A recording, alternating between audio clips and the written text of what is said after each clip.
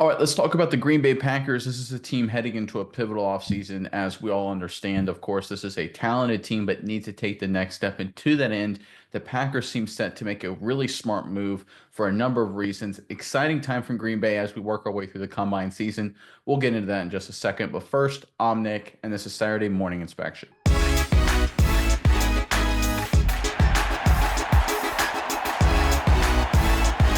All right, lot to cover here. Let's jump right into this story. This was first reported via X by Ian Rappaport. Let's pull up the tweet or post or whatever the kids call it these days.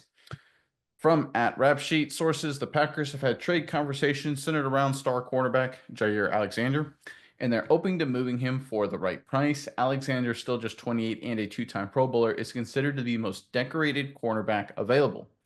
All right, Packers fans, as you guys know, Alexander has kind of worn out his welcome with the pack. He's on his way out. We all understand that. But I like the approach the Packers are taking here, trying to get something in return for Alexander. It doesn't have to be a lot, because when you look at his contract situation, it literally does not matter whatsoever whether the Packers trade him or cut him. So, for example, let's pull up this first image here. This is courtesy of overthecap.com. I believe this is trade pre-June 1st. Is that what we have first? Correct. Mine's on the screen. Correct.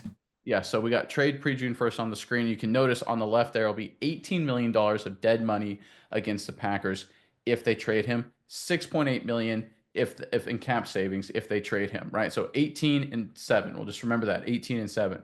If you now go over to the cut pre-June 1st graphic, you'll see there once again dead money 18 million bucks. Cap savings, $6.87 million. So literally, it doesn't matter whatsoever to the Green Bay Packers cap situation whether they cut Alexander or trade Alexander. Therefore, the only thing you should do is trade him to get something in return. And now is the perfect time to talk about it during the combine as we get closer to the new league year. This is smart decision making by Kuntz. He's just trying to find a buyer, someone who's willing to take a flyer. Remember, they would only absorb about what 6.8, whoever traded for Green Bay for traded to Green Bay for Jaire Alexander, $6.8 million. That could be a steal for a guy with Alexander's talent. Anyone will give up some amount of draft capital. The Commanders gave up a lot for Lattimore from the New Orleans Saints. I don't know if the Packers will get that same amount, but someone will bite, and I think the Green Bay Packers will make a really significant trade here in terms of giving them a lot of key draft capital as they look to improve their roster.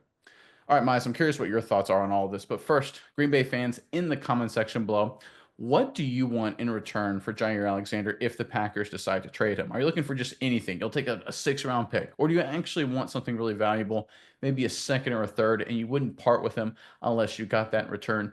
Give us what you think the Packers should get in return for Jaire Alexander and put that in the comment section below. But Miles, over to you. What are your thoughts on this latest news involving Green Bay? Yeah, Nick, I think when you look at Alexander, I think he's the perfect trade candidate. He's got the name recognition. He's a very talented player in his own right, but the Packers are willing and should be willing to move off of him because of the performances he's put on the field or hasn't put on the field as far as injuries are concerned.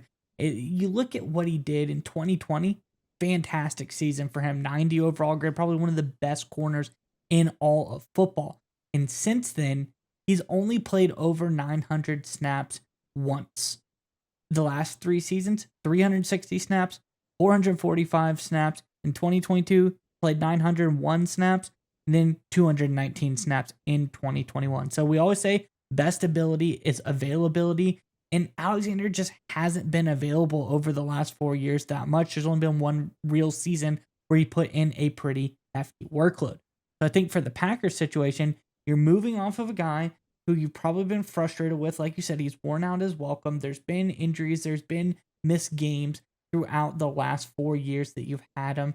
But he still has the name recognition. He still put up performances. In the games he did play this season, he did really well. But he only played 7 games this season. So I don't think you can hang on to a guy like that and be like, well, maybe if he's healthy next year, he's going to be good for us. I think this is a really good opportunity for the Packers because I think he can fetch a pretty penny because there's always that allure to teams that are especially desperate. And there's a lot of teams that are desperate for corners right now. Look, Baltimore Ravens really kicking the tires on Jaire Alexander, someone they've been looking at. They might be willing to say, hey, we'll give you something good for this guy who has high potential. He's not declining play-wise. He's just not able to stay on the field and get healthy. I think this would be a really good opportunity for the Packers. Like you said, cut, trade. I think they can get a good amount for him in a trade, but nonetheless, they probably should end up moving off of Jaire Alexander. Yeah, and I'm going to emphasize really important Alexander's cap situation because if you look at any team trying to pick up Alexander, if they were going to trade with Green Bay, they would incur a $7 million cap hit for 2025, like I said, and about $17 million in 2026. That is not much at all. If you look at the average between the two, 7, 17, that's about 12 million bucks per year. That would be all the way down there, around 22nd, 23rd in the NFL in terms of highest cornerback cap hit. For a guy with Alexander's name, pedigree, and experience, that would be a steal for any team, certainly a contender. You mentioned the Baltimore Ravens as a great example, looking to get a veteran cornerback. Somebody is going to bite on this. And I love the fact that the Packers sat and waited for such a long time. It was very vocal. There was a lot of rumors. It pretty much seemed like a done deal that the Packers were going to cut Jaire Alexander. And so I'm sure a lot of teams were like, okay, we'll just wait until they release him, then we'll go after him for agency. Now that he's on the trade block, now teams that were kind of waiting for free agency are now like, okay, if we really were planning to get Alexander, we've got to move fast because in the combine right now, a lot of deals are going to happen. So it's almost like the Packers basically created that demand for Alexander, saying they were essentially going to cut him a few weeks ago. They built up the demand. And now, by the way, they said, oh, if you want him, you have a chance to get him early. So this is just really solid. I'll call it marketing salesmanship by the Packers front office. And again, it's a smart move moving off of Jaire Alexander. The fit isn't right.